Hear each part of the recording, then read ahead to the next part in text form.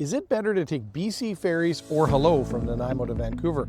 We're breaking down the real cost, the actual travel time door to door, and what it's actually like, because it's not as straightforward as people think. There are three main ways to get from Nanaimo to Vancouver, and they're very different. Two are BC Ferries. Departure Bay to Horseshoe Bay is the classic route. It's close to town, super convenient, but usually busy. It drops you in North Vancouver, great if you're heading downtown, North Van, or up to Squamish and Whistler.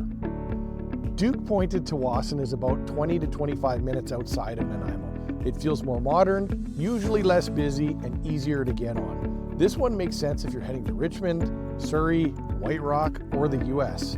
And then there is the Hullo. This is a walk-on ferry from downtown Nanaimo to downtown Vancouver. No vehicles, but you land right in the middle of everything. SkyTrain, Seabus, Ubers, so right away when it comes down to where you're going and whether or not you need a car.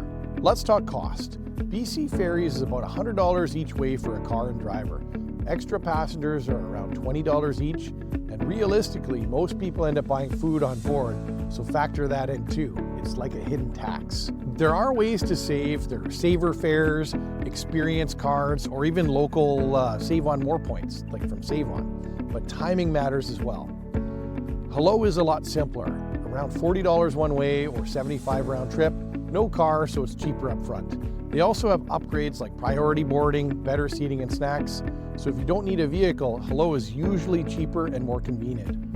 If you do, BC Ferries is your only option. Now let's talk time, because this is where people get it wrong.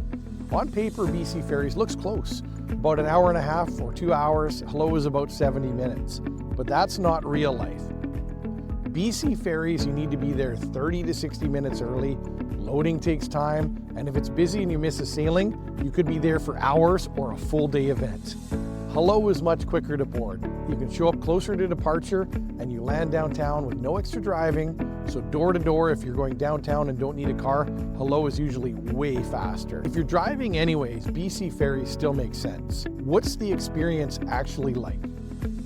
BC Ferries is a full experience. You wait, you board, and then everybody beelines it straight to the cafeteria.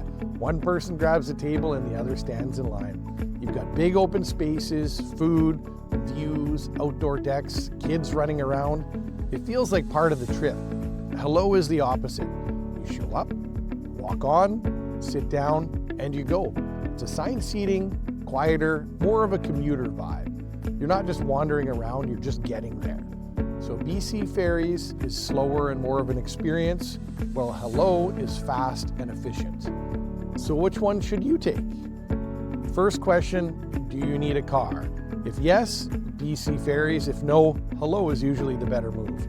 Then it depends on where you're going. Simmer down there, seagull. North Vancouver or downtown. Departure Bay or Hullo both work. Richmond, Surrey, or the airport, this is going to be where Duke Point makes more sense. And if ferries are slammed, you don't need to take your car, then Hullo can get you there. And Hullo and the SkyTrain might be the easier approach. A few quick tips for BC Ferries. Book reservations on busy days, or if you're on the Departure Bay Horseshoe Bay ferry route, all the time. Watch for saver fares. That's where fares come on lower used parts of the day. So you'll see things come in for even half price from time to time. And then also consider bringing your own food.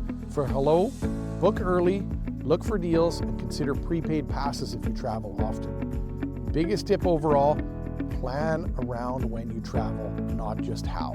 So what's the final answer? If you need your car, BC Ferries is your only option. If you don't, Hullo is faster, simpler, and usually cheaper. It comes down to what you're trying to do. Hopefully this gave you a real local perspective, so you don't waste your time trying to figure it out yourself. If this helped, hit subscribe or give us a like, and tune in week to week as we bring you local content to help you out with your relocation to Nanaimo. Bye for now.